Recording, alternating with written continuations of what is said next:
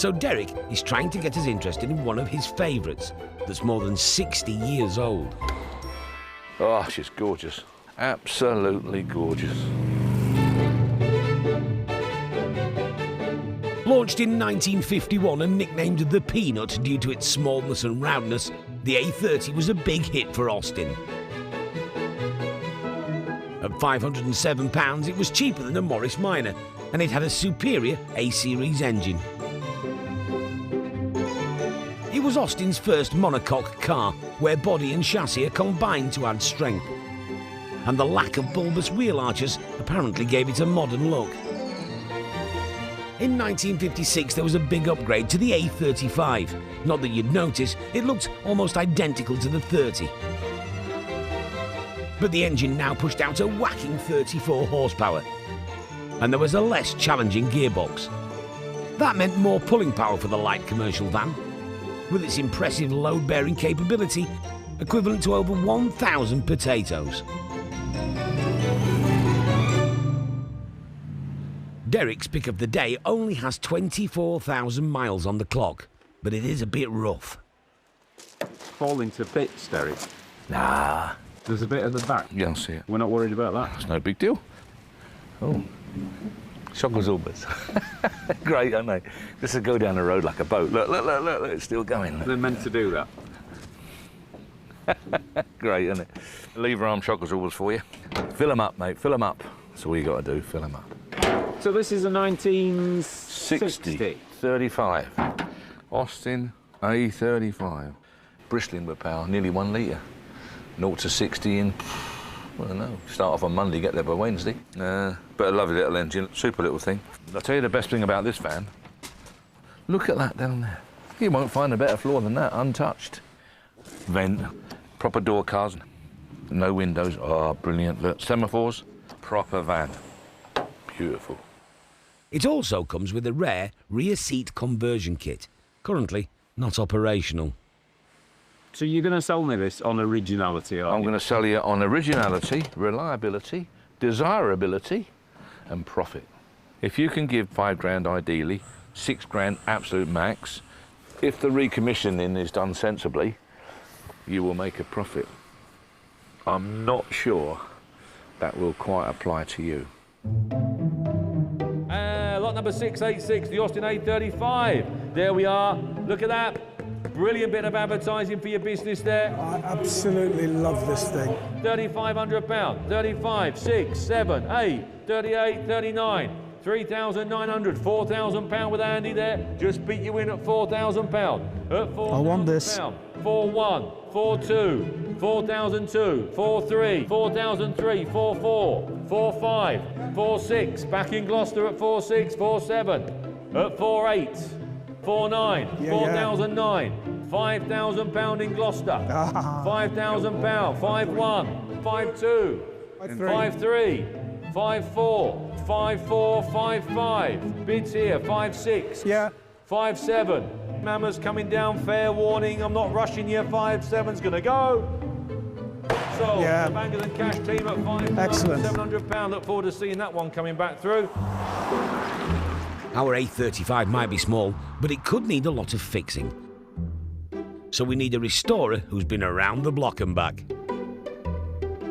Kevin Savage is definitely an experienced mechanic. I started when I was 12. My stepfather competed on sprints and hill climbs. All the lads from the motor club would come with their sports cars, Lotus sedans, TVRs, Porsches. That was 54 years ago. His workshop is in one of the most beautiful parts of the UK. We're in a place called Westhouse, which is near Ingleton in North Yorkshire. Great place to work. So quiet, good view. What more is there? There is a slight issue.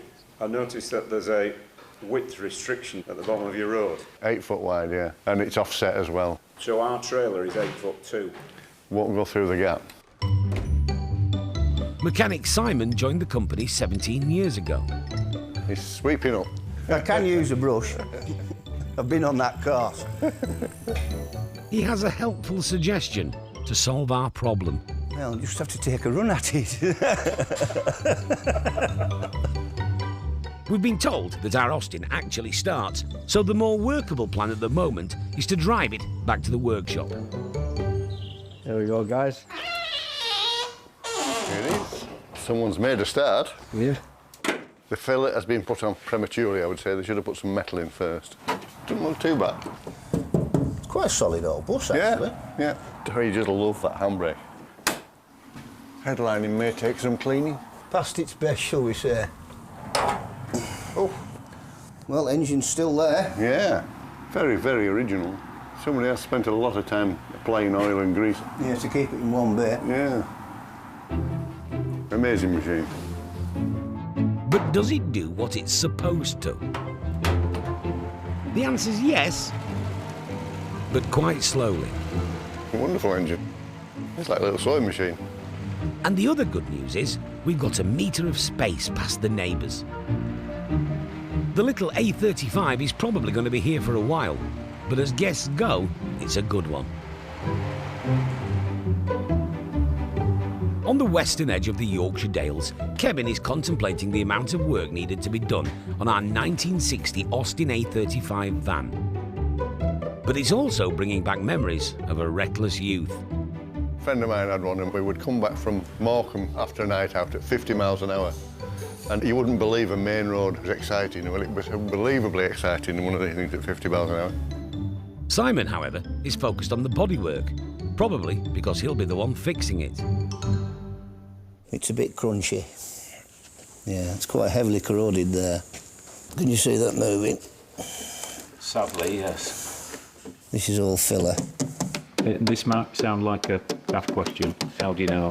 Just by looking at it, really, it just doesn't look right. Or sound right. It's just not metally enough. Plus, there's some confusion about the paint. So this bit is the original colour, this is the dull colour, and this is what's been painted with a different colour again. And it's even a different colour again there. Kevin seems to think it's 50 shades of grey. It is. Normally that's quite exciting, so I've led to believe, but not in this instance. Have you actually read it? I've not, no. I have. It's not that good. Given the state of the bodywork, it's even more important than usual that we have a solid chassis. We need some metal to start with to weld another bit to metal too. I'm hoping it's going to be all right. An exhaust like a pea shooter. It's amazingly good underneath. It's had extensive lubrication. Yeah. Somebody's gone mad with the grease. It's preserved it. There's just a few little holes here and there, isn't there? We'll be looking to replace the sills and the bottom corners of the wings. This repair section you can buy. We'll probably cut that out, repair the inside, and then put the new panel on. There's a few other smaller problems, like the rubber mounts the engine sits on. That one's very dried out, cracked and split. It's a right mess. Quite a wobble on the wheels, which could be the steering box. Oh, lots moving, isn't it? There's a bitty wheel bearing. And the water pump, responsible for circulating coolant, is on its last legs. The belt's seen better days. Oh, yes. It's a bit like a washing line. On the whole, though, not bad at all. Yeah, we can make something of this. It's very good for its year. Very good. You can't complain at 64-year-old, can you? Yeah. It's better condition than you, Si. Thanks.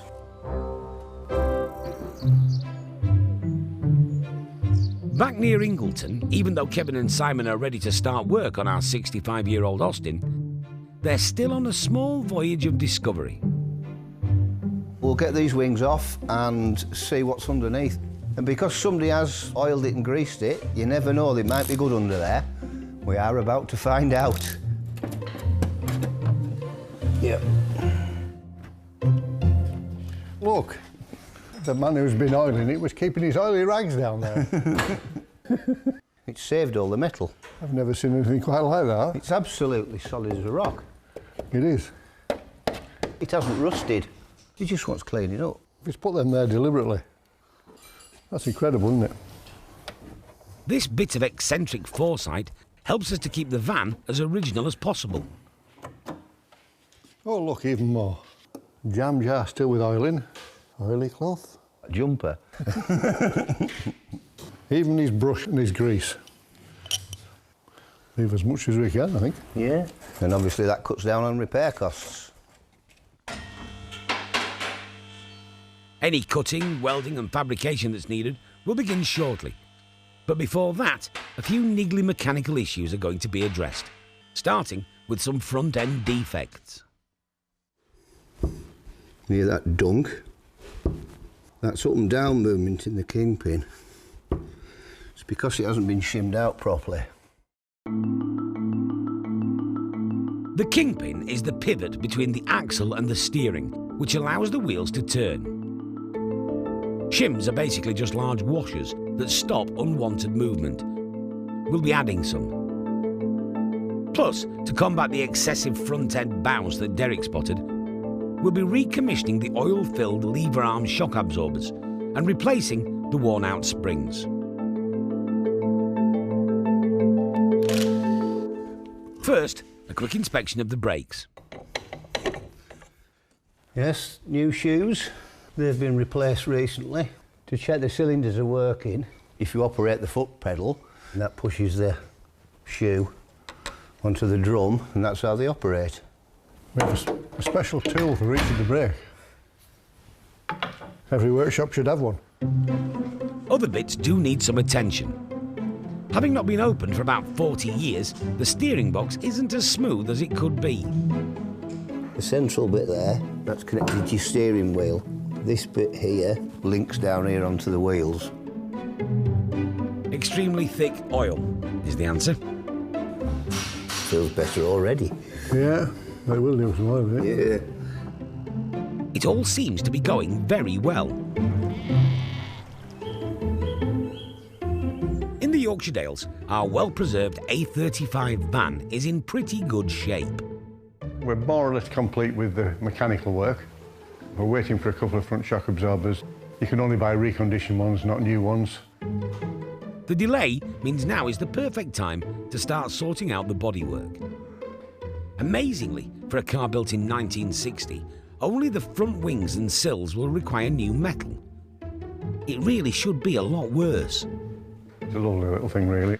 Someone's had real pride in it. Not similar as good as this for a lot of years. What we're doing now, we would have done in 1965, in most cases. Simon will only replace what is absolutely necessary. This front wing, it's all rotten round here. So that's the repair section, that will fit there. So that needs modifying just to make it fit correctly. You see there, it's just slightly high, so it just needs dropping down slightly. Have you made this? No, this was bought in. They're very hard to make. It's a compound curve. It goes both ways.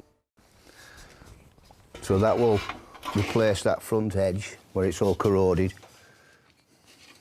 It's the affection people have for these Austins that explains why these panels are still being made. So we'll just use as much as we need. It's remarkably good. It really is. There is the odd home repair, though, but that's not surprising for a vehicle of this vintage. That's filler. Yeah. All that'll have to be cut out and replaced. But we can do it. We can do it. Good as it is that specialists are still making these replacement panels, that's better. They're always going to be just a starting point, because each A35 van is just a little bit different to the others. As long as they could get the doors in the holes and the gaps were half decent, they just went together. The tolerances were quite massive compared with modern cars. And that's why we need the skill of craftspeople like Simon to make bespoke modifications. You can see this inner panel there, it's curved, whereas the repair panel, it's proud at the front and proud at the back, and it's touching in the middle. So there's a bit of jiggery-pokery going to be going on there as well. It's a process that requires a great deal of patience. As for the Austin A35, it's been 3 weeks since we were last here at the workshop near Ingleton. Simon and Matt have been doing a lot of bodywork. Some of it is now finished and coated in protective primer. You can see round here, it was all rotten. So there's a new section been welded in. This section, there was a few bits that just needed replacing, but all this, absolutely solid. So all we've done is replaced that bit of the sill.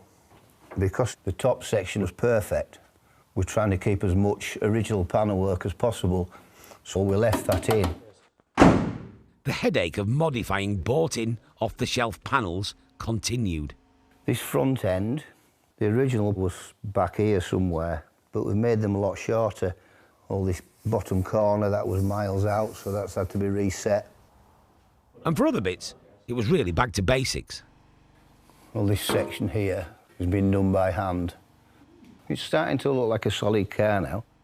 That will soon be heading to the paint shop. But first, Simon needed to sort out one of the few refinements on the whole car. The slightly worse for wear headlining. It's a dirty article, isn't it? You can see powder dropping off it. Headliners help regulate heat and noise, and sometimes conceal wiring. Ours just gives the driver the appearance of dandruff, so it definitely needs replacing. There she goes. Recover this, and then it just slides back into position. The dirty little monkey. Just the seats to remove. One clip. To completely empty this basic vehicle. 2 clips. Out. It's a van, so it needs to be able to carry loads. It would make sense that the passenger seat is easily removable, so you can take lengths of wood or whatever you need to transport. The remaining fabrication and welding took a few weeks. About as quick as it was ever going to be, thanks to resident expert Matt. Who's a better welder? Not surprisingly, it's all about the eyesight. Quite often working in like dark corners, and you know, as soon as you pull the mask down, you need good eyes to be able to see what you're doing. So, yeah, it does make it hard work. So you're the welder? Yeah. He is now. The mantle has been passed to him. Yeah. After this, our A35 entered the home straight, with filling and sanding prior to the paint job. And controversially, we've decided it's not going to be grey.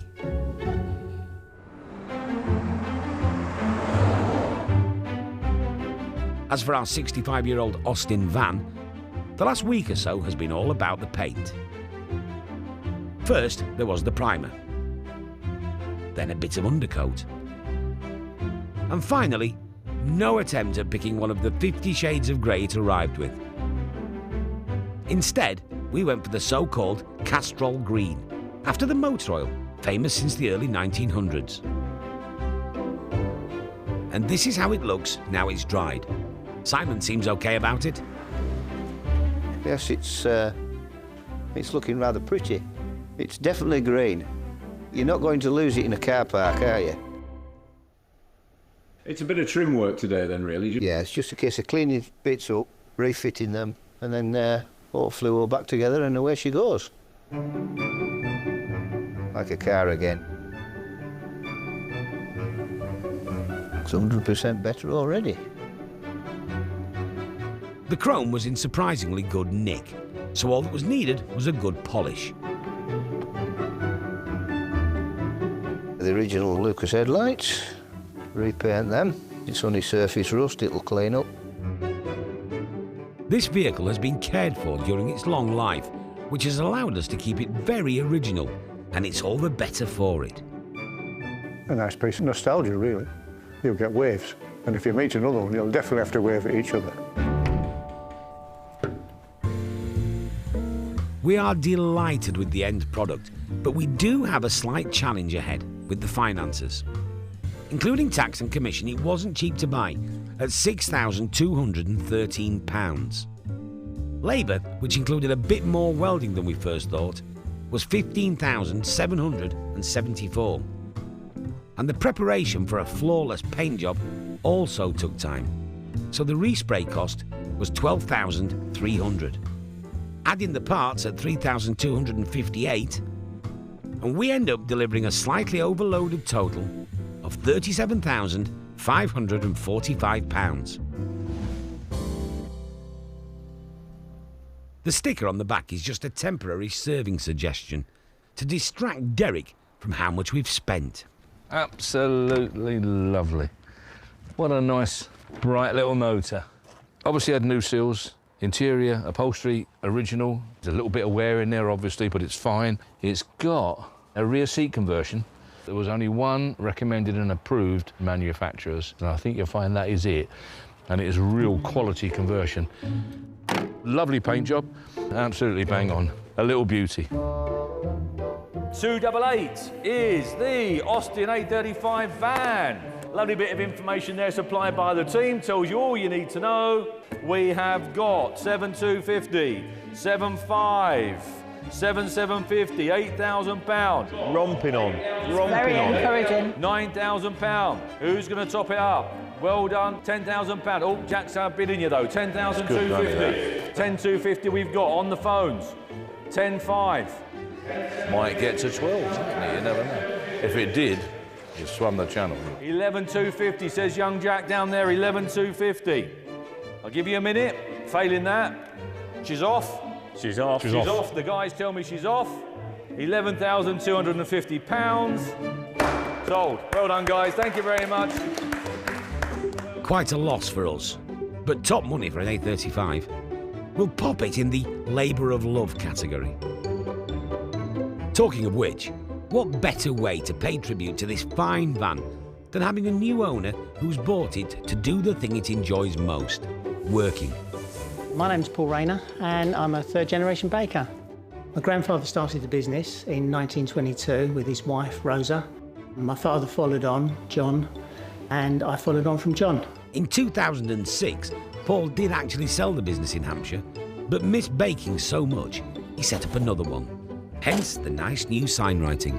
My wife is a trained cake decorator. My daughter, part-time, she comes in here as well. She's learnt her trade.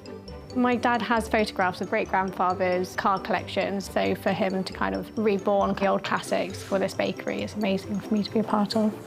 Would you let you take it out for a spin? Absolutely not, no. It's a little bit of fun, and it just gets people talking, really. When I drive it, it's a smile on my face. You forget how small the vehicles are. Me and the missus have been in the vehicle together. It's a good job. We're related, really, because if there was anybody else, it might be a bit awkward. Wouldn't want to go 100 miles in it, but local deliveries is brilliant. And you kind of wonder now what's going to be around in 65 years' time that's still running, that we're manufacturing today. We've got 21 plates that are in the garage at the moment, being repaired. I guess that's progress.